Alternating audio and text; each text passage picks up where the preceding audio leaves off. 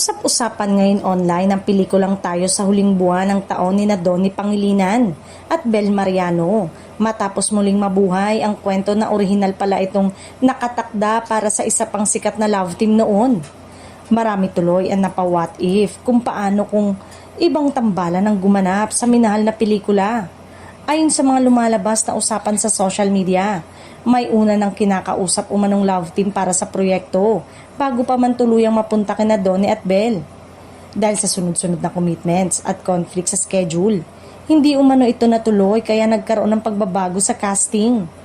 Sa kabila nito, maraming fans ang nagsasabing naging perfect fit para kina Don Bel para sa pelikula. Bukod sa natural nilang chemistry, nagustuhan din ng viewers ang emosyonal at mas mature na pagganap ng dalawa sa kanilang mga eksena. Nang ipalabas ang pelikula, agad itong pinag-usapan online dahil sa relatable nitong kwento tungkol sa pag-ibig, paghihiwalay at muling pagharap sa nakaraan. Marami rin ang nagsabing mas lalong lumalim ang koneksyon ni Donnie at Bel sa mata ng kanilang supporters dahil sa proyekto.